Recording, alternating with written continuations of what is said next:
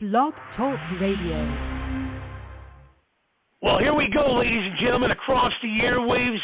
We are just so blessed to do this show each and every Tuesday live from Cleveland, Ohio. It's American Sports History Podcast, hosted by my brother, my mentor, my good friend, Peter Ray. Yours truly, Mark Mancini, producing it, 347-205-9631. You can catch the archive version on blogtalkradio.com/Mancini Sports, powered by Mancini Media. So without further ado, let me lay the red carpet down, put the podium in its place, hand off the mic, because it's more him, less than me. Peter, first of all, how are you? Second of all, how can people get a hold of you? Third of all, well, the people really look forward to every 2 weeks bringing this great guy in. Hi, Mark. I'm doing well. I have a YouTube channel. It's my name, Peter J. Ray, R-E-A. I'm on Facebook. If people want to send me a friend request, I'd be happy to accept that. And you're absolutely right. Tonight's guest played in the NBA from 1980 to 1995 with Seattle Supersonics, San Diego Clippers, LA Clippers, Dallas Mavericks, New York Knicks, and Utah Jazz. He's got 2 books out, Standing Above the Crowd, Execute Your Game Plan to Become the Best You Can Be, and Celebrating Your Gift of Life from the Verge of Suicide to a Life of Purpose and Joy. He has a podcast on Saturdays, 10 a.m. Pacific time. He had last 2 weeks, he had Sue Stimac, Verdwin, and Don Casey. Wonderful interviews. Welcome to the show, Mr. James Donaldson. Hey there, Peter. Good afternoon. And how are you doing today? I'm doing just great. How are you? Oh, I'm very well, very well. I liked the Don Casey was talking about. I liked the part he talked about how Bill Walton had his kids on the bench and asking guys to look after them during games. With the Clippers. We grew up with those kids. I remember Luke Walton and a couple of his brothers sitting on the bench during the game. I mean, just at the end of the bench, sitting down there like ball boys, but they weren't ball boys. They were just hanging out. And, you know, Bill had his say on everything that happened down there, so it was hilarious.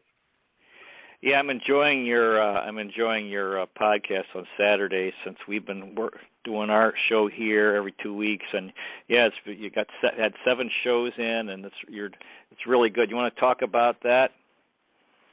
Well, sure. Yeah, thank you, and I'm so glad. I mean, a lot of listeners from our show that we're doing every 2 weeks call into my show as well, and we're fielding questions from them. They love the rapport that you and I have, and the substance of our conversations. So that's just wonderful to see that it's starting to organically reach out there and grow even more and more with both of our shows. And so I've been really, really just blessed to have so many great people in my life that I've been able to reach back out to. I mean, I stay in touch with most anyway, but to just pick up the phone, give them a call like I did with Don Casey, and, you know, and say, hey, Coach, come on the show. And, you know, I talked to him a lot before the pandemic, and then the pandemic came, and Casey's like 85 years old now, so he's got to be careful and stay home and all that. But he is such a basketball junkie. You know, when I called him, the TV was blaring in the living room. College basketball was playing. Him and his wife were watching the games. And it's just great to be able to have those kind of relationships that I've treasured. I've always treasured relationships, and to be able to call people and ask them to, you know, do you a favor, come on the show.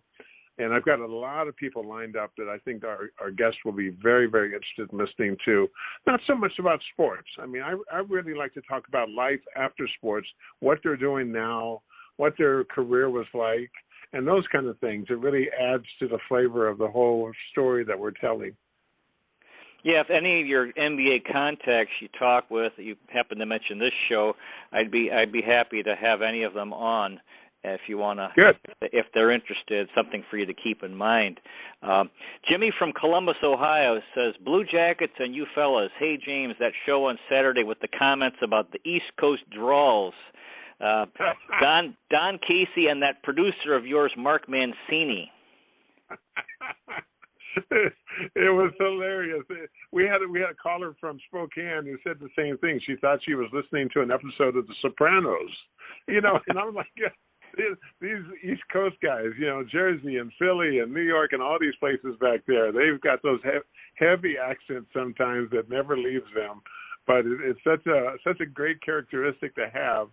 And people enjoy it because not only that, I mean, these are knowledgeable basketball folks, especially back there at the Big Five where Casey was with Temple and St. John's and all these other great schools and universities back there.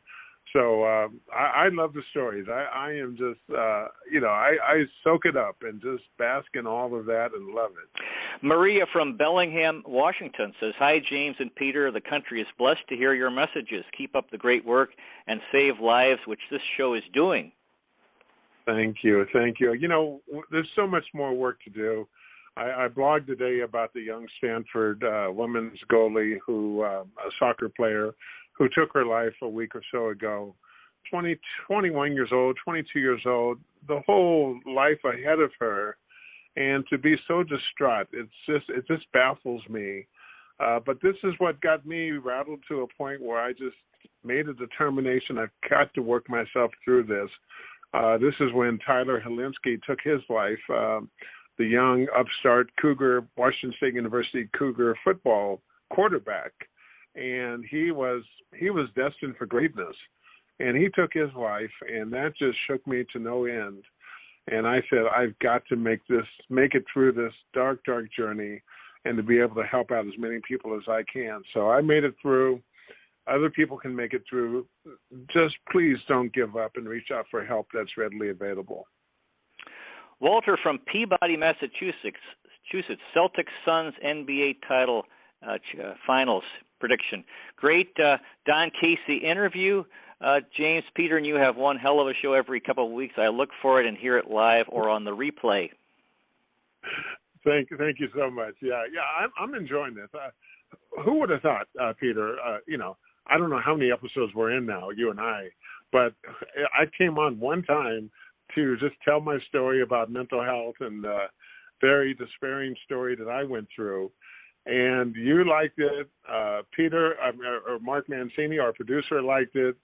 And we started talking about possibly hosting that type of a show to really continue promoting what I do now, is being an advocate and a voice for mental health awareness and suicide prevention.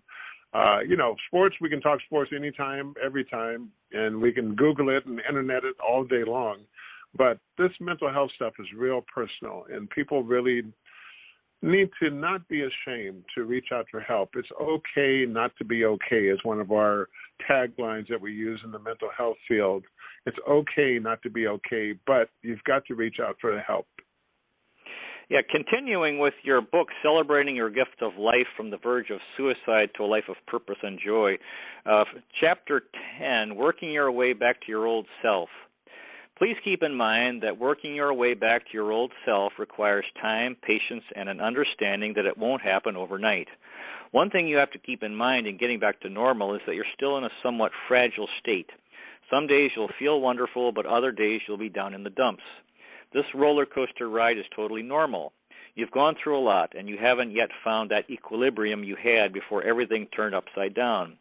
I know we live in a fast-paced world where people want instant gratification. However, this is one of the few times when you must realize that getting back to your old self takes time and a lot of self-care, and that can take some time. There's no rush. If you need more time away from work, request it. If you need your friends to check in on you more often, ask them to do so. If you need to have a good cry, by all means cry until you can't cry anymore. It's good to get it out of your system, and it's healthy for you. This advice especially goes for men. We men grew up being told, boys don't cry. We carry that into manhood only to find it locks us into a virtual cage from which there seems to be no escape. We aren't used to crying, and we definitely do not want to cry in front of anyone else. But when we put our heads down on the pillow, hoping for a good night's sleep, and our emotions come over us, as they sometimes will, we have to allow ourselves to cry. Allow yourself to blubber away like a little baby. Allow yourself to fall asleep on a tear-soaked pillow. You will realize how much better you feel after you get it out of your system. That is so true. I mean, we just have to be in touch with ourselves to know what's going on with us. To know when we are functioning normally, what is normal, and then to realize when things are not quite in line or out of whack a little bit. Today, for instance, I've been counseling several men since the holidays, 3 or 4 months ago, and just really helping them and working with them through their mental health challenges they have. 3 or 4 of them were suicidal and right on the verge of, and I was working with them to back them off of that verge and get them into a place where they could receive help. Today, one fella, he has a very serious problem with alcohol. He's checking into a behavior clinic that he doesn't want to go to. And he called me today in front of his counselor, and we had a three-way call, and I kept encouraging him, you're in the place you need to be. You've got to be able to get on top of this problem and this issue in order to be your old self again and useful to other people. You've got to take care of yourself before you can help others. And so he reluctantly went in, and he's going to probably be there for several weeks, if not several months. But that's good. It's the best place. It's the kind of help he needs. And that's the kind of work that I'm doing more and more of all the time, just encouraging people to get the help and don't be shy about it. I'm right here, and a lot of good people are right here for you to reach out and talk to anytime. Rick from Newark, New Jersey. Hi, fellas. That dude from Peabody, Massachusetts, talking Celtics. I am talking Peter, James Donaldson, and Sam McDowell. They have a front court that's God-driven. Thank you. I'm so glad you recognize and realize that. You know, Peter and I, we're not ashamed to profess our faith and talk about, you know, how wonderful the Lord is in our lives, what he's done for us, what he continues to do for us, and what he do for everybody. If you just reach out and call him, and he'll be there. So I've been a lifelong Christian, grew up in the church, still go to church every Sunday, still read the Bible or verses of Scripture every single day. It's just been my foundation, my rock, and I'm never afraid to talk about it, never ashamed or never want to hide it from anyone. I want my little light to shine and not put it under a barrel where no one can see it. Kimberly from Boca Raton, Florida. You need mentors in life that can steer you straight. Really enjoy this. First-time listener, was told by a friend that listens to this show constantly. Mm-hmm. Well, so many people I've had on my show, matter of fact, have been my dear mentors. I just had a great breakfast last Thursday with Lenny Wilkins, and we try to meet up for breakfast once a month, every couple of months, and it's just so great to just bask in this wonderfulness of this wonderful man who is, again, in his mid-80s now. He's got 60 years of basketball experience, 85 years of life experience. I'm just a youngster compared to him, and I've got so much to learn, and I just readily lap it up, you know, like a kitten at a bowl of milk, and I'm just like, wow, this is so great. A great mentor like that in my life still. I want to keep those kind of mentors with me throughout. George Raveling, another great mentor. Don Casey was a coach and a friend and a mentor even now. So these folks, all of them in their 80s now, 20 years older than I am, are just wonderful to have along. They don't necessarily need to be much older or younger. It doesn't matter. Just have somebody who's there who genuinely has an interest in you and your well-being. And that is a great, great mentor to have. Comment, this is amazing. Veronica from Waco, Texas. What you got there, Veronica? She just said it's amazing. That's why she's enjoying the show. Continuing with your book, from the Celebrating Your Gift of Life, from the verge of suicide to a life of purpose and joy. I was crying all the time when I was working my way back to my old self. I cried myself to sleep many times. Other times I would pick up the phone and call someone I knew cared about me and cry to them about everything I was going through. I'd also be a listening ear for other folks who were going through similar things, and we would cry together. I'd cry every time I listened to Teddy Pendergrass's song, This Gift of Life. It reminds me of how close I came to throwing away this wonderful gift of life. I've found that crying is good for you. It helps to release the pain, and you always feel better after. As I mentioned, there really is no rush to get back to normal, whatever normal is for you. It's all a process, and you'll soon find those folks who have been with you through the most crucial of times will gradually ease up and get back to their own lives and concerns. It's easy for them to forget about you if you don't remind them that you still need them. This happened to me several times during my recovery. One guy in my intimate circle of friends does a lot of talking but very little follow-through. To give him credit, he really cared about me and was a good friend. He did tend to check in on me more often than the others in my group in the beginning. But then as he saw me starting to stabilize somewhat, he let up on calling and checking in on me. When I tried to contact him, he was very slow to respond. That's a prime example of someone who is there for you at first, but then gets back to their own busy life and tends to forget about you. I had to remind him over and over that he was one of my go-to guys, and when I call, I'm calling because I need to talk to him. He tried to be more responsive, but actually got worse as time went on. He kept making coffee or lunch dates with me only to reschedule time and time again. After being stood up a few times, I finally told him I was tired of holding my breath to see if he would come through for me. He could see then I was serious and still in a very fragile state. Things didn't get much better between us after that, but I'm glad to say they didn't get much worse. You know, it's one of those things where you just really have to take care of yourself and realize the people who are in your life, are they really there to care about you? Now, of course, they all have lives to get back to and busyness in their lives as well, so they're not going to drop everything, and you have to realize that. That's one of the things I realize working with a lot of the men that I work with, is that they expect everything to happen quickly. They expect people to drop everything and come to their rescue, and that's just not how real life works. You have to be patient. During this pandemic time, the wait times to get in to see mental health professionals has gone from a week or two to 4 or 5 months in many cases. There's just not enough mental health professionals to go around to everyone. So you have to be patient with yourself. You have to be patient with everything else. It's a slow process to work your way through this. This is definitely one of those marathons and not a sprint. Some people get through it in a year like I did. It took me 12 months. Some people, it's still 12 years. They're still working on it, or 30 years, they're still working on it. They're still going to counseling. But if that's what they need, that's what they need to keep on doing. So please, whatever it is, whatever you're suffering from, please reach out and get the appropriate help. And if you need some guidance on that, feel free to email me, and I'd be more than happy to talk with you and try to advise you as best I could as well. Continuing with your book, similarly, I realized I couldn't rush back into dating because of my depression. I started trying to date again with several women I met at Match.com. I'd used this dating site before when I was on top of my game and had no problem meeting a number of great women, several of whom are still my friends. But this time it seemed like I had a sign on my forehead that said loser, and they could see it from a mile away.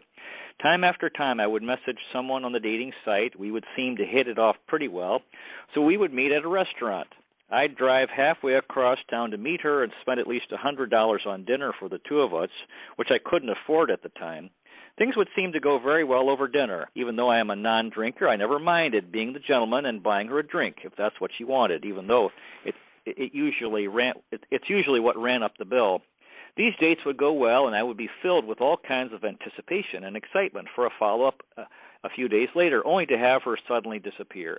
She wouldn't return messages or phone calls, sometimes even hiding her profile from me, even though we had ended the evening saying how wonderful it was to meet each other. I've since learned that this behavior is called ghosting. This must have happened 10 or 15 times during my recovery. I kept thinking, damn, how many more body blows can a guy take? I could not figure out what I had done wrong to turn them off, but maybe my depression or neediness was seeping through, which made it clear I wasn't yet ready for a serious relationship and needed to work more on myself first. So I had to learn to just slow everything down, keep my expectations low, and try not to do more than was reasonable in my situation. Every day I took it one step at a time for several months. It was a long, slow process, but I finally made it through. Being a lifelong athlete, I knew all the benefits of physical exercise and the feel-good endorphins they create within your brain. But because I was still recovering from open-heart surgery and probably from being depressed, I just didn't feel like exercising, so I didn't do nearly enough to help myself. I did finally get back into it after a few months, mainly to be around a lot of positive people in an uplifting, clean, sunlit gym. Now I'm back to exercising at least 5 days a week like I have done for the last 40 years, and I feel wonderful. You know, that's just an example of perhaps I wasn't ready, and I was pushing and rushing things, especially on the personal dating scene. You know, I still had work to do on myself. I still had to complete my journey of coming through that anxiety and depression and suicidal ideations, even though I looked fine on the outside and, I was quick to put a smile on to make it look like I'm totally fine. But again, it might have been God's way of saying, hey, James, you're not ready quite yet. So slow it down, take your time, and make sure that you get it all back together again. And now, Peter, I feel going through what I went through, I am more empathetic than I've ever been in my life for whatever's going on in people's lives or what the world is offering. I look at some of these videos from the Ukraine, and I am just brought to tears.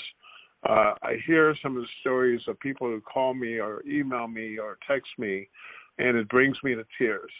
So I know exactly what they're going through. I can only imagine how difficult it is for them because it was so difficult for me. But that's part of the process. And maybe by me still feeling emotional, even now I'm choking up a little bit, maybe that's still a sign that, I'm still healing, that I'm totally in touch with my feelings. I want to be in touch with them, and I'm not afraid to share those feelings.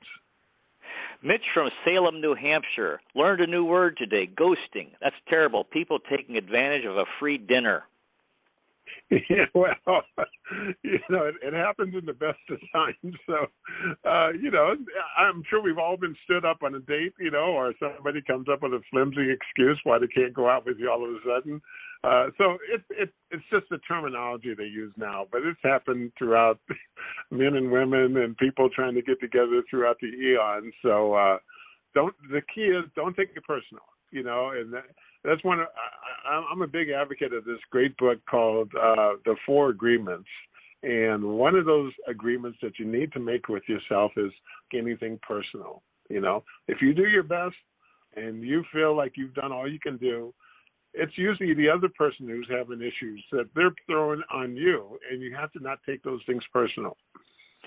I'm glad. I like this part you got into crying, because we go through life, we're busy, there's stress, we're doing pressure, we're doing different things, frustrations, and like you said, with men try to be tough, but it does help to cry from, and I've been crying for years on, with the certain times there is a relief, and it doesn't mean you're weak, it is healthy. So I'm glad you brought that up.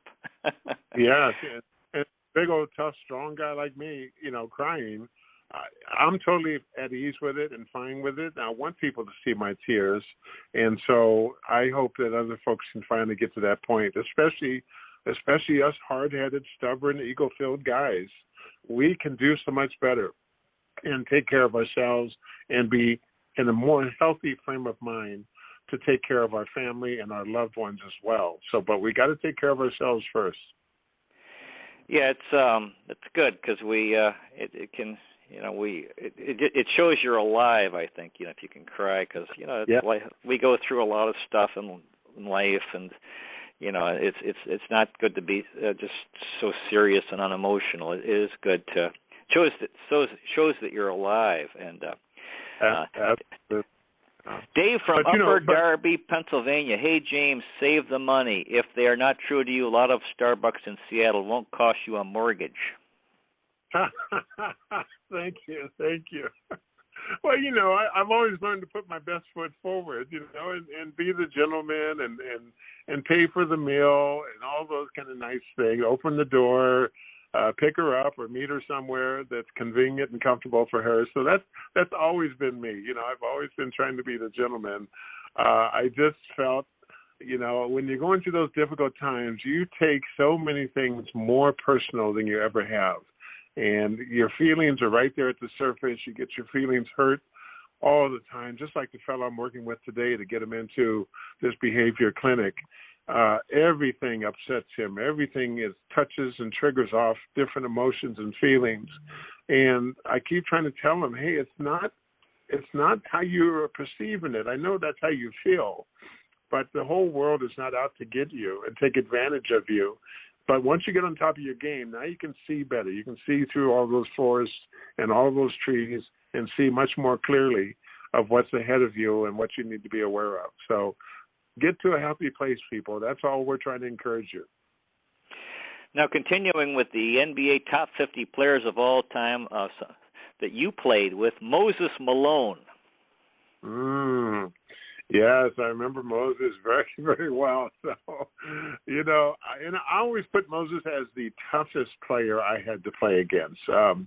When he was in his prime, this guy, he was like a whirlwind dervish out there, just spinning and churning and full of energy and crashing the boards, throwing up shots off the backboard, going back up and getting it, offensive rebounding. He was a monster to keep off the boards. But he had a really nice game as well. He could shoot a little mid-range jump shot from time to time. He didn't look all that athletic, but he can dunk the ball. He can block shots. He did all the things that needed to be done. But because he had that tremendous amount of energy.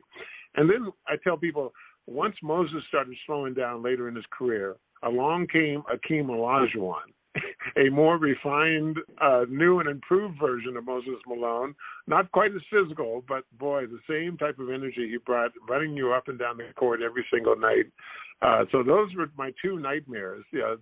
Akeem, of course, he was the dream, a nightmare for me, and Moses Malone, one of the very, very toughest and all-time greats. I miss him dearly. He was a wonderful man as well.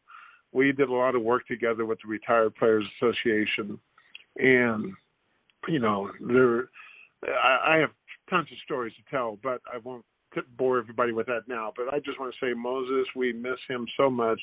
He was really our lifeblood of that Retired Players Association. One of the very few superstars who came to our conferences and meetings on a regular basis, and was just one of the guys, and people just adored him. My email address is pistolpeteray@yahoo.com, and I tell people, and older people think, oh, hey, Pistol Pete Maravich. Yeah, well, why not? Were you a fan of his, Peter? Well, I remember when he was playing in the 70s and putting up big numbers, so I had to pick a name. So, and you played with Pete Maravich? No, he was a little bit before me. I'm trying to remember when he actually retired from the league. I came into the league in 1980. I think he was pretty much done by then, and I don't recall playing with him on the floor. I'd have to look up to see what his actual basketball years were, if we overlapped or not. But he was down there great with the New Orleans Jazz. Remember the New Orleans Jazz? Moved up to Utah to become the Utah Jazz. Yeah, it's funny because jazz comes from originated in New Orleans, and then Utah is full of Salt Lake City is full of Mormons, and they're not exactly jazz enthusiasts. So New Orleans, but they took the name with them and kept it, even though it was more appropriate for New Orleans. It seems to work. Everybody knows the Utah Jazz now, so it seems to work. Yeah, well, they've been there a long time, and they've had success. Do you want to talk some more about your current work in the mental health field? Well, I'm going to start setting up scheduled appointments for people to call me anywhere from the country. And I want to set aside a couple hours a day and do 15-minute, 30-minute blocks of time just to talk to people. And they can talk about me and my story if they want, but I prefer them to talk about what they're going through. And this, I think, will give what I've found so far is men feel a real comfort level in talking with me for whatever reason. Maybe because I'm a former athlete, maybe because I'm, mid-60s now. I've been around a while. I've got some maturity and experience. I think they can tell that my story is so real and heartfelt. And when they're going through these same kind of things, and I probably a day doesn't go by where I don't hear from a person on social media, Facebook, Twitter, whatever. And guys especially are reaching out saying, hey, I've lost everything. I saw your story. I lost everything. I'm still struggling with it.